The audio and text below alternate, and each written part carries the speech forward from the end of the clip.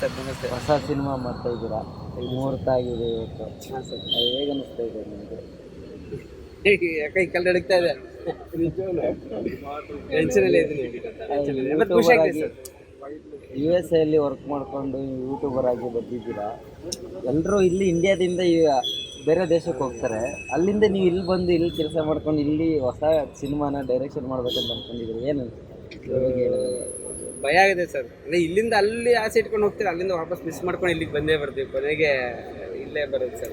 But ಖುಷಿ ಆಗ್ತಿದೆ sir, ತುಂಬ ಖುಷಿ ಆಗ್ತಿದೆ. ಇದಕ್ಕೆ ಅಂತಲೇ ವಾಪಸ್ ಬಂದಿದ್ದು, ಸಿನಿಮಾ ಅಂತಲೇ ವಾಪಸ್ ಬಂದಿದ್ದು. ಸೊ ಒಂದು 2-3 ವರ್ಷ ಸೈಕಲ್ ಆಯಿತು. ಸೊ ಕೊನೆಗೆ ಶುರುವಾಗ್ತಿದೆ, ಭಾಳ ಖುಷಿ ಆಗ್ತಿದೆ. ನಿಮ್ಮ ಸಿನಿಮಾ ಹೆಸರು ರುದ್ರೇ ವನ ಅಂತ ಇಟ್ಟಿದ್ದೀರಾ. ರುದ್ರೇ ವನ ಅಂತ ಇಡೋದು ಕಾರಣ ಏನು? ಸರ್ ಸಿನಿಮಾ ಒಂದೊಂದು ಔಟ್ ಆ್ಯಂಡ್ ಔಟ್ ಹಾರರ್ ಮತ್ತು ಸರ್ವೈವಲ್ ಥ್ರಿಲ್ಲರ್ ಸರ್, ಕಾಡಲ್ಲೇ ನಡೆಯುವಂಥದ್ದು. ಸೊ ಈಗ ನಿಮ್ಮ ಹಾರರ್ ಮತ್ತು ಸರ್ವೈವಲ್ ಥ್ರಿಲ್ಲರ್ ಅಂತಂದರೆ ಒಂದಷ್ಟು ಬ್ಲಡ್ ಶೆಡ್, ರಕ್ತ ಇದ್ದೇ ಇರುತ್ತೆ. ಸೊ ಆ ಕಾಡಿಗೆ ಒಂದು ಮಹತ್ವ ಇದೆ ಸರ್. ಸೊ ರುಧಿರ್ವನ ಅಂತಂದರೆ ನಿಮ್ಮೊಂದು ರಕ್ತ ಸಿಕ್ತವಾದಂಥ ಒಂದು ಕಾಡು ಅಂತ, ಅಂದರೆ ಒಂದು ಬ್ಲಡಿ ಫಾರೆಸ್ಟ್ ಥರ.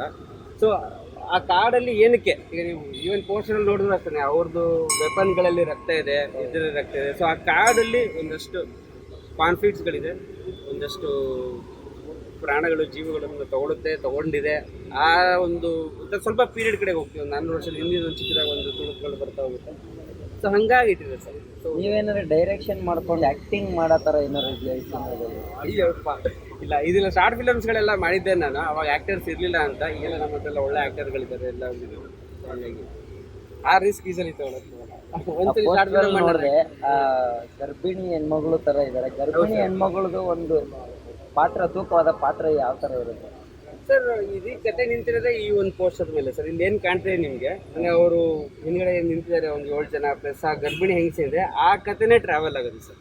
ಅಂದರೆ ಮಲ್ಟಿಪಲ್ ಟೈಮ್ ಲೈನ್ಸಲ್ಲಿ ಆ ಒಂದು ಪಾತ್ರ ಹೋಗುತ್ತೆ. ಒಂದು ಎಂಟೈರ್ ಸಿನಿಮಾನೂ ಕೂಡ ಅಷ್ಟೇ ಸರ್. ಅಂದರೆ ಒಂದು ಹೆಣ್ಣು ಮಗು, ಆ ಹೆಣ್ಣಿನ ಶಕ್ತಿ ಏನಿರುತ್ತೆ, ಅಂದರೆ ನಿಮಗೆ ಸಲಹೋದು ಅವಳೆ, ಸಂಹಾರ ಮಾಡೋದು ಅವಳೆ ಅಂತ ಅಂತಾರೆ. ಒಂದು ತಾಯಿ ವಿಷಯ ಅಂತ ಬಂದಾಗ ಅದು ಕಾಳಿಬತ್ತ ಆಗಿರ್ಬೋದು, ನಿಮ್ಮ ಅನ್ನಪೂರ್ಣೇಶ್ವರಿ ಆಗಿರ್ಬೋದು, ಲೈಕ್ ಏನೇ ತಗೊಳ್ಳಿ, ಒಳ್ಳೆತನ ಅಂತ ಬರಲಿ, ಅದು ರೌದ್ರಾವತಾರ ಅಂತ ಬರಲಿ, ಅದು ಹೆಣ್ಣು ಅಂತಲೇ ಬರೋದು. ಸೊ ಆ ಒಂದು ವಿಷಯ ಇದ್ರ ಮೂಲಕ ಹೋಗ್ತೀವಿ. ಅಂದರೆ ತಾಯಿಯಾಗೂ ಕೂಡ ಸಲಹುತ್ತಾಳೆ, ಅಕಸ್ಮಾತ್ ಬೇಕು ಅಂತ ಬಂದರೆ ಸಂಹಾರ ಕೂಡ ಮಾಡ್ತಾರೆ. ಹಾರರ್ ಸಿನಿಮಾ ಅಂತ ಹೇಳ್ತಾ ಇದ್ದೀರಾ. ಮುಹೂರ್ತ ದಿನನೇ ಆಂಜನೇಯ ಟೆಂಪಲ್ ಮುಹೂರ್ತ ಮಾಡಿದ್ದೀರಾ, ಅದ್ರ ಬಗ್ಗೆ ಹೇಳಿ ಸರ್. ಕೆಟ್ಟ ಕನ್ಸು ಬಿದ್ದರೆ ಆಂಜನೇಯನ ಹತ್ರನೆಲ್ಲ ಸ್ವಲ್ಪ ಆಯ್ತಾ ಕೆಡ್ಸೋದು, ಆ ಥರ ಆರ್ ಮಾಡ್ತಾ ಇದೀವಿ. ಫಸ್ಟೇ ಹೋಗಿ ಒಂದು ಸ್ವಲ್ಪ ಧೈರ್ಯ ತೊಗೊಂಡೋಣ ಅಂತ. ಇಲ್ಲ ಸರ್, ಅದೇ ಹೇಳ್ತಾ ಇದ್ದೆ, ಇದು ನನಗೆ ತುಂಬಾ ಎಮೋಷ್ನಲ್ ಜಾಗ ಇದು. 25 ವರ್ಷದಿಂದ ಇಲ್ಲಿ ಬರ್ತಾ ಇದ್ದೆ. ಇಲ್ಲೇ ನಾವು ಆಡ್ಕೊಂಡು ಬೆಳೆದಿದ್ದು. ಈ ಜಾಗ ಇರಲಿಲ್ಲ ಅವಾಗ, ಇದೆಲ್ಲ ಮನೆಗಳಿತ್ತು, ಒಂದು ವಟಾರ ಇತ್ತು. ಸೊ ಇಲ್ಲೇ ನಾವು ಆಡ್ಕೊಂಡು ಬೆಳೆದಿದ್ದು. ಈಗ ನಮ್ಗೆ ಅಕ್ಟೋಬರಲ್ಲಿ ರಜಾ ಬಂತು, ದಸರಾ ರಜಾ ಅಥವಾ ಈವನ್ ಸಮ್ಮರ್ ಹಾಲಿಡೇಸ್ ಬಂತು ಅಂತಂದು ಇಲ್ಲೇ ಆಡಿ ಬೆಳೆದಿದ್ದು. ಸೊ ಹಂಗಾಗಿ ಆ ಒಂದು ಎಮೋಷನ್ ಇತ್ತು. ಸೊ ಅದಕ್ಕೆ ಇಲ್ಲಿ ಬಂದು ಸುಮಾರು ಜನ ಅನ್ಕೊಂಡು, ನಾನು ಮೊನ್ನೆ ಒಂದು ಪ್ರೇಮ ಬರ ಅಂತ ಒಂದು ರೆಫರೆನ್ಸ್ ಕೊಟ್ಟೆ, ಆ ಫಿಲಮ್ ನಡೆದಿತ್ತು ಅಂತ ಬಂದ್ವಿ ಅನ್ಕೋತಾರೆ. ಇಲ್ಲ, ಅದಕ್ಕಿಂತ ಮುಂಚೆಯಿಂದ ಬರ್ತಾ ಇದ್ವಿ. ಮೇಡಮ್ ನಮಸ್ಕಾರ. ಇವತ್ತು ಹೊಸ ಸಿನಿಮಾ ಅಜ್ಞಾತವಾಸಿ ಅಂತಾರೆ. ಈ ಸಿನಿಮಾದಲ್ಲಿ ಹೊಸ ಸಿನಿಮಾ ಮುಹೂರ್ತ ಮಾಡಿದ್ರು. ಈ ಸಿನಿಮಾದಲ್ಲಿ ನಿಮ್ಮ ಪಾತ್ರ ಯಾವ ಥರ ಕನೆಕ್ಟ್ ಆಗುತ್ತೆ, ಆಡಿಯನ್ಸ್ ಯಾವ ಥರ ಇರುತ್ತೆ ನಿಮ್ಮ ಪಾತ್ರ? ಐ ಥಿಂಕ್ ಇಟ್ಸ್ ಅಲ್ಲಿ ಅದ್ರ ಬಗ್ಗೆ ಎಲ್ಲ ಮಾತಾಡೋಕ್ಕೆ ಅನಿಸುತ್ತೆ. ಪಾತ್ರ ಇವಾಗ ಪ್ರಿಪೇರ್ ಮಾಡ್ತಾ ಇದ್ದೀವಿ. ಸಹನಾ ಅನ್ನೋ ಒಂದು ಪಾತ್ರದ ಹೆಸರು, and she is a doctor. So Sahana ಹೆಸರು ಹೇಗಿದೆ, ಗುಣದಲ್ಲೂ ತುಂಬ ಸಹನೆಯಿಂದ ಇರೋ ಒಬ್ಬ ಹೆಣ್ಮಗಳು. ಅದು ಗೊತ್ತಾಗುತ್ತೆ. ನಿಮ್ಗೆ ಏನಾದ್ರು ಭಯ ಅನಿಸಲ್ವ ಮೇಡಮ್? ಶೂಟಿಂಗ್ ಮಾಡೋ ಟೈಮಲ್ಲಿ ಸ್ಟೋರಿ ಕತೆ ಕೇಳಿದಾಗ ಭಯ ಅನಿಸಿಲ್ವಾ? ನಮ್ಮ ಫಿಲಮ್ನ ಯಾವ ಥರ ನೋಡ್ತೀರಿ ಹೇಳಿ ಮೇಡಮ್, ರಿಲೀಸ್ ಆದಾಗ? ಅದಕ್ಕಿಂತ ಮುಂಚೆ ಈಗಿನ ಹಂತದ ಪ್ರಿಪ್ರೇಷನ್ ಬಗ್ಗೆನೇ ಹೇಳಬೇಕು. ಯಾಕೆಂದರೆ ಕತೆ ಕೇಳಿದಾಗ ಎಕ್ಸೈಟ್ ಆಗಿತ್ತು. ಯಾಕೆಂದರೆ ನನಗೆ ತುಂಬಾ ಇಷ್ಟ ಆಗಿತ್ತು. ಬಿಕಾಸ್ ಹಾರರ್ ನಾನು ಮುಂಚೆ ಯಾವತ್ತೂ ಮಾಡಿರಲಿಲ್ಲ, ಫಸ್ಟ್ ಮಾಡ್ತಾ ಇದ್ದೆ. ಇನ್ನೊಂದು character of course, and story travels 400 years back. Usually ಈ ಥರ ಒಂದು ಕ್ಯಾನ್ವಸಲ್ಲಿ ಮಾಡೋಕೆ ಒಂಥರ ಮಜಾ ಇರುತ್ತೆ, ಪೀರಿಯಾಡಿಕ್ ಎಕ್ಸ್ಪೀರಿಯನ್ಸ್ ಚೆನ್ನಾಗಿರುತ್ತೆ. ಬಟ್ ನಂಗೆ ಕತೆ ತುಂಬಾ ಇಷ್ಟ ಆಯಿತು.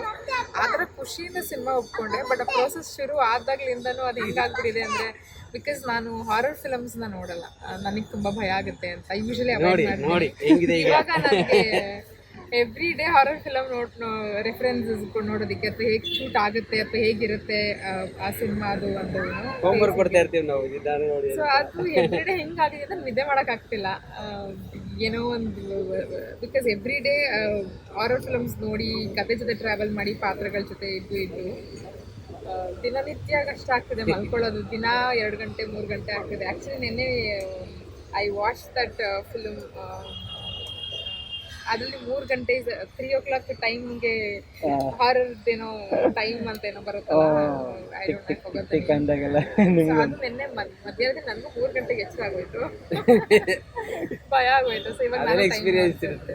ಆಲ್ರೆಡಿ ಸ್ಟಾರ್ಟೆಡ್ ನನ್ನ ಪರ್ಸನಲ್ ಲೈಫಲ್ಲಿ ಒಂಥರ ಹಾರರ್ ತರ ಶುರುವಾಗ್ಬಿಟ್ಟಿದೆ ಆಲ್ರೆಡಿ. ನಾನು ಆಲ್ಸೋ ಮ್ಯೂಟಲ್ಲಿ ನೋಡ್ಬಿಡ್ತಾರೆ ಒಂದ್ಸಲಿ ಮೇಡಮ್ ಆ ಡೈಲಾಗ್ ಕೇಳಿಸ್ಕೊಂಡಾನೆ ಇರಲ್ಲ, ಅದು ಸ್ವಲ್ಪ ಮ್ಯೂಟಲ್ಲಿ ನೋಡಿದೆ ಆ ಪಾರ್ಟ್ನ ಅಂತ ಅಂತಾರೆ. ಅಜ್ಞಾತವಾಸಿ ಟ್ರೈಲರ್ ನೋಡಿದಾಗಲೂ ಅದೇ ತರ ಸ್ವಲ್ಪ ಬರ್ತಾ ಇತ್ತೇನೋ, ಬಟ್ ಅದೇ ಇದರಲ್ಲಿ ನೀವು ಹಾರರ್ ಸಿನಿಮಾ ಮಾಡಕ್ ಬಂದ್ಬಿಟ್ಟಿದ್ದೀರಿ ಇವಾಗ. ಅಜ್ಞಾತವಾಸಿ ಬಟ್ ಸಸ್ಪೆನ್ಸ್ ಆಗಿದ್ರು ಇದು ಹಾರರ್ ಕಂಪ್ಲೀಟ್ಲಿ ಡಿಫ್ರೆಂಟ್. ಬಟ್ ಇದ್ರಲ್ಲೂ ಥ್ರಿಲ್ಲರ್ ಅಫ್ಕೋರ್ಸ್ ಇದೆ, but it's a completely different experience ನನಗೆ. ಅದು ಮೋರ್ ಚಾಲೆಂಜಿಂಗ್. ಇದುವರೆಗೂ ಯಾವ್ದು ಚಾಲೆಂಜಿಂಗ್ ಅಂತ ಕೇಳಿದ್ರೆ ಮೋಸ್ಟ್ಲಿ ನಂಗೆ ಇದನ್ಸುತ್ತೆ. ಯಾಕೆ ನಾಟ್ ಕೆಲಸದ ವಿಚಾರಗಿನ ಕೆಲಸ ಟಾರ್ಚರ್ ಕೊಡ್ತೀವಿ ಮೇಡಮ್, ಅದ್ರ ಬಗ್ಗೆ ಏನ್ ತಲೆ ಕೆಡಿಸ್ಕೊಳ್ಳಿ. ನನಗೆ ಗೊತ್ತು ಅದು ಆಲ್ರೆಡಿ. ಪ್ರಿಪರೇಷನ್ ಹೇಗೆ ನಡೀತಾ ಇದೆ ಎಲ್ಲ, ಚೆನ್ನಾಗಿ ಆಗ್ತದೆ, ಕ್ಯಾರೆಕ್ಟರೇಷನ್ ಆಗಲಿ ತುಂಬಾ ಟೈಮ್ ಕೊಡ್ತಾರೆ. Is very particular about things Rumi ಅವರು. ಸೊ ನಾವು ಆಲ್ರೆಡಿ ಕೂತ್ಕೊಂಡು ಡೈಲಾಗ್ಸ್ ಮಾಡೋದಾಗಿರ್ಬೋದು, ಸೀನ್ಸ್ ಹೇಗೆ ಮಾಡ್ಕೋಬೋದು ಅನ್ನೋದಾಗಿರ್ಬೋದು, ತುಂಬ ಸಮಯನ ಆ್ಯಕ್ಟರ್ಸ್ ಜೊತೆ ಕಳೀತಿದ್ದಾರೆ. ಅದು ತುಂಬಾ ಇಂಪಾರ್ಟೆಂಟ್. ಪ್ರೀ ಪ್ರೊಡಕ್ಷನಲ್ಲಿ ನಾವು ಎಲ್ಲ ಜೊತೆಗೆ ಆ್ಯಕ್ಟರ್ಸ್ಗಳ ಜೊತೆ ಟೈಮ್ ಸ್ಪೆಂಡ್ ಮಾಡೋದು, ಸ್ಕ್ರಿಪ್ಟ್ ರೀಡಿಂಗ್ ಮಾಡೋದು, ಅಥವಾ ಹೇಗೆ ಬರ್ಬೋದು ಕ್ಯಾರೆಕ್ಟರ್ ಅಂತ ಈಗಲೇ ಒಂದು ಐಡಿಯಾನ ಸಿಕ್ಕುತ್ತಲ್ಲ ನಾವು ಪ್ರಿಪೇರ್ ಮಾಡಬೇಕಾದ್ರೆ, ತುಂಬಾ ಹೆಲ್ಪ್ ಆಗುತ್ತೆ ನಮಗೆ. ಆನ್ ಡೇ ಆಫ್ ಶೂಟ್ ತುಂಬ ಹೆಲ್ಪ್ ಆಗುತ್ತೆ. ಸೊ ನಂಗೆ ತುಂಬ ಖುಷಿ ಇದೆ. ಪ್ರೋಸೆಸ್ ಚೆನ್ನಾಗಿ ಆಗ್ತಾ ಇದೆ. I am very happy. ತುಂಬ ಟೈಮ್ ಕೊಡ್ತಾ ಇದ್ದಾರೆ. ಸೊ ಅದು ಕಳಿಯೋದಕ್ಕೆ ಎಲ್ಲರೂ ಇಷ್ಟಪಡ್ತಾರೆ ಅನ್ಸುತ್ತೆ, ಸಿಗೋದು ಕಷ್ಟ ಇರ್ತದೆ ಅನ್ಸುತ್ತೆ. ಸೊ ಬಟ್ ತುಂಬ ಟೈಮ್ ಸ್ಪೆಂಡ್ ಮಾಡ್ತಾ ಇದ್ವಿ. ಆ್ಯಕ್ಟರ್ಸ್ ಎಲ್ಲ ತುಂಬಾ ಅಂದರೆ ಲೈಕ್ ಇಂಟ್ರೆಸ್ಟ್ ಕೊಟ್ಟು ಕೇಳ್ತಾ ಇರೋದ್ರಿಂದ ಸೊ ಭಾಳ ಖುಷಿ ಇದೆ ಸರ್. ಆ ಹೋಮ್ ವರ್ಕ್ ಮಾಡೋದಕ್ಕೆ ನಮ್ಗೆ ಟೈಮ್ ಸಿಗುತ್ತೆ. ಅಂದರೆ ಪಾತ್ರನೇ ಡಿಫ್ರೆಂಟ್ ಆಗಿದೆ ಅದರಿಂದ ಅವ್ರು ಅದ್ರೊಳಗಡೆ ಪಾತ್ರದೊಳಗಡೆ ಎಂಟರ್ ಆಗೋದಕ್ಕೆ ಟ್ರೈ ಮಾಡ್ತಾರೆ. ಸೊ ಸಹನ ಅಂದರೆ ಯಾರು, ಅವಳು ಏನು ಇಷ್ಟಪಡಲ್ಲ, ಏನು ಇಷ್ಟಪಡಲ್ಲ, ಅಷ್ಟು ಮೈನ್ಯೂಟ್ ಡೀಟೇಲ್ಗೆ ಹೋಗಿ ಕ್ಯಾರೆಕ್ಟರ್ಗೆ ಎಂಟರ್ ಆಗೋದಕ್ಕೆ ಟ್ರೈ ಮಾಡ್ತಾರೆ. ಸೊ ಅದು ತುಂಬಾ ಖುಷಿ ಕೊಡ್ತಾ ಇದೆ ಆ ಪ್ರೋಸೆಸ್. ಲೈಕ್ ಶೂಟ್ ದಿನ ನೋಡ್ತಾ ಇಲ್ಲ, ಅದಕ್ಕಿಂತ ಮುಂಚೆನೇ ಅವ್ರನ್ನ ಆ ಪಾತ್ರವಾಗಿ ನೋಡೋದು ನನಗೆ ಹೆಲ್ಪ್ ಆಗುತ್ತೆ. ಲೈಕ್ ಮೊದಲನೇ ಸಿನಿಮಾದಲ್ಲಿ ಅಲ್ಲಿ ಹೋಗಿ ಏನು ಬೇಕು ಏನು ಬೇಡ ಅಂತ ಡಿಸೈಡ್ ಮಾಡಿದ್ರೆ ಟೈಮ್ ವೇಸ್ಟ್ ಆಗುತ್ತೆ. ಟೈಮ್ ವೇಸ್ಟ್ ಮಾಡೋಷ್ಟು ಟೈಮ್ ಇರಲ್ಲ ನಮಗೆ ಶೂಟಲ್ಲಿ. ಸೊ ಈ ಒಂದು ಟೈಮ್ ಏನು ಕೊಡ್ತಾ ಇದ್ದಾರೆ, ಇಟ್ಸ್ ವೆರಿ ವ್ಯಾಲ್ಯೂಬಲ್. ಎಲ್ಲೋ ಒಂದು ಕಡೆ ಬರೀ ಪಾವನ ಅವರು ಬರೀ ಥ್ರಿಲ್ಲರ್ ಸಬ್ಜೆಕ್ಟ್ಸ್ನೇ ಚೂಸ್ ಮಾಡ್ತಿದ್ದಾರೆ ಅನ್ನೋದು ಟಾಪಿಕ್ಕು. ಸೊ ಅದ್ರ ಬಗ್ಗೆ ನಿಮ್ಮ ಅನಿಸಿಕೆ? ಹಾಗೇನಿಲ್ಲ, ನನಗೆ ಐ ಥಿಂಕ್ ಥ್ರಿಲ್ಲರ್ ಸಬ್ಜೆಕ್ಟ್ ಅವ್ರನ್ನ ಚೂಸ್ ಮಾಡ್ತಾ ಇದೆ ಅಂತ ಅನ್ಸುತ್ತೆ. ಅದರ ಆ ಲುಕ್ ಇದೆ ಅಲ್ವಾ, ಅಜ್ಞಾತವಾಸಿ ನೋಡಿದಾಗ ನೀವು ಟೀಸರ್ ಟ್ರೈಲರ್ ನೋಡಿದ್ರೆ ಓ ಏನೋ ಇದೆ ಅಲ್ಲ ಈ ಕ್ಯಾರೆಕ್ಟ್ರಲ್ಲಿ ಅಂತ ಒಂದು ಲುಕ್ ಕೊಡ್ತಾರೆ. So I think she has that. Ultimately I want be a part of good stories ಅಷ್ಟೇ. ಒಳ್ಳೆ ಕಥೆಗಳು, ಒಳ್ಳೆ ಪಾತ್ರ, ಒಳ್ಳೆ ಟೀಮ್ ಜೊತೆ ಕೆಲಸ ಮಾಡಬೇಕು ಅನ್ನೋ ಆಸೆ. ಆ ಹಂತದಲ್ಲಿ ಈ ಕತೆ ಕೇಳಿದಾಗ ಕತೆ ಕೇಳಿದಾಗಲೇ ತುಂಬಾ ಖುಷಿಯಾಗಿತ್ತು. ಎಸ್, ನಾನು ಈ ಸಿನಿಮಾ ಈ ಟೀಮ್ನ ಒಂದು ಪಾರ್ಟ್ ಆಗಬೇಕು, I want have this experience ಅಂತ. ಹಾಗಾಗಿ ಹಾಗೇನಿಲ್ಲ, every good film, every good story I want be a part of. Sir, ನಿಮಗೆ ಕ್ಯಾಸ್ಟಿಂಗ್ ವೈಸ್ ಎಷ್ಟು ಡಿಫಿಕಲ್ಟ್ ಅನಿಸುತ್ತೆ ಈ ಮೂವಿ? 400 years ಬ್ಯಾಕ್ ಸ್ಟೋರಿ ಅಂತಿದ್ರೆ, ಸೊ ಆ ಕ್ಯಾರೆಕ್ಟರೈಸೇಷನ್ ಬಗ್ಗೆ ಹೇಳಿದ್ರೆ 400 years ಬ್ಯಾಕ್ ಅದು ಬರ್ತಾ ಹೋಗುತ್ತೆ ಚಿಕ್ಕದಾಗಿ. ಅಂದರೆ ರೆಗ್ಯುಲರ್ ಹಾರರ್ ಬೇಡ ಅಂತ, ನೀವು ಹಾರರ್ ಒಂದು ನೋಡ್ಬಿಟ್ಟಿರ್ತೀರಲ್ವ, ಏನೋ ಆಗುತ್ತೆ, ಯಾರೋ ಇದಾಗ್ತಾರೆ, ಬರ್ತಾರೆ ವಾಪಸ್ ರಿವೆಂಜ್ಗೆ, ಆ ಥರ ನೋಡ್ಬಿಟ್ಟಿದ್ದೀವಿ. ಅಂದರೆ ಅದು ಬಿಟ್ಟು ಏನಾರು ಹೊಸದು ಬರೋಣ ಅಂತ ಹೋದಾಗ ಆ ಒಂದು ಟೈಮ್ ಲೈನಿಗೆ ಒಂದು ಡೆಪ್ತ್ ಆ್ಯಡ್ ಮಾಡ್ತಾ ಹೋದ್ವಿ.